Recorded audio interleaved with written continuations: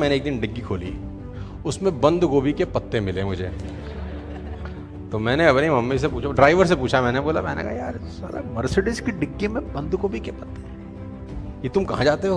बोला वो आंटी गई थी मंडी सब्जी खरीदने, मर्सिडीज ई क्लास 75 लाख रुपए की गाड़ी। तो मैंने अपनी माता जी से पूछा कि माता जी मर्सिडीज मंडी, अच्छा देखो हम कितना मर्जी पैसा कमा लें, मिडिल क्लास फैमिली के लोगों का सोच तो वही रहता है। तो मैंने बोला मंडी से क्यों सब्जी? बोला गली वाला महंगी बेचता है सब्जी, तो हम मंडी से खरीद के लाए। तो मैंने माथा पकड़ लिया, मैंने कहा हे भगवान, मैंने कहा माता जी 500 का डीजल फूकाए हो आप। कह रही तू चुप कर, तुझे कुछ नहीं पता। मैं ड्राइवर को बोलता हूँ साले तुम दूसरी गाड़ी ले जाते, और छोटी गाड़ी भी मेरे पास पड़ी है। मर्सिडीज? बोला आप ही ने तो कहा था कि माता जी मर्सिडीज से नीचे नहीं घूमनी चाहिए, तो मर्सिडीज निकालते हैं उनके लिए।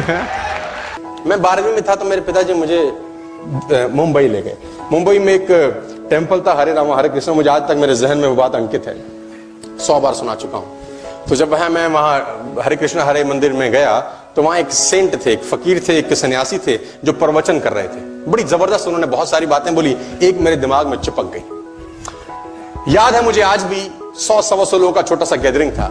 125 लोगों में उन्होंने एक सवाल पूछा कि भारत का प्रधानमंत्री कौन है? उस वक्त कोई था, मुझे नाम नहीं याद उसका।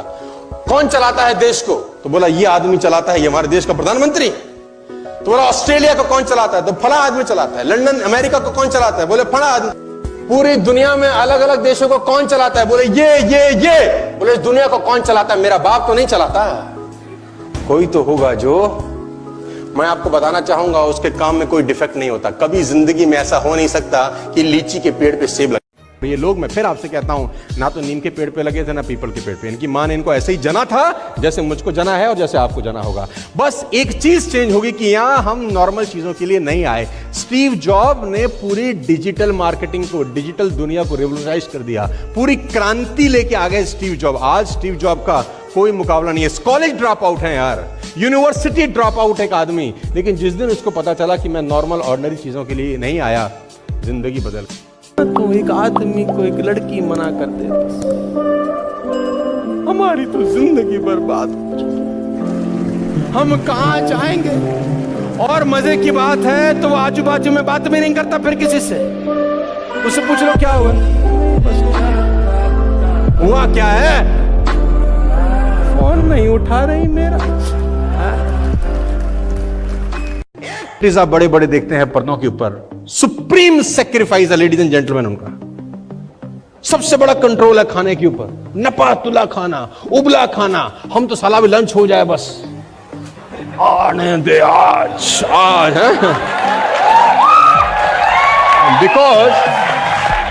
बिकॉज उनका प्रोफेशन उनसे ये डिमांड करता है कि you have to sacrifice your diet. Come on, are you with me? मेरी बात समझ में आ रही है आपको? तो आपको क्या करना है? Supreme sacrifice. अगर आप जिंदगी में आगे बढ़ना चाहते हैं। मेंढक कितना ही जमीन के नीचे दब जाए नहीं मरता, लेकिन दही में गिर जाए तो मरेगा।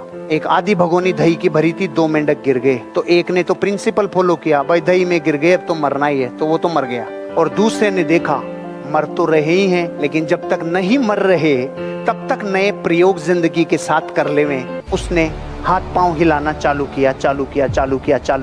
चारों पांव इतनी जबरदस्त पतवार बन गई कि थोड़ी देर में मक्खन बन के 4 इंच ऊपर आ गया। पार्टी बाहर आ गई, एक मर गई पार्टी, एक बाहर आ गई।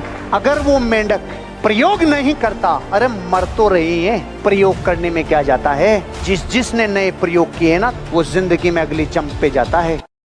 लड़कियों से बातें करने से पैसा नहीं आएगा। क्यों? क्योंकि 100 लड़कियों में से सामने 90 लड़के ही होते हैं जो तुम्हें लड़कियां मिलके बेटी साला उल्लू, पागल बन जाओगे। माल भी जाएगा, माजना भी जाएगा, लास्ट में पछताओ।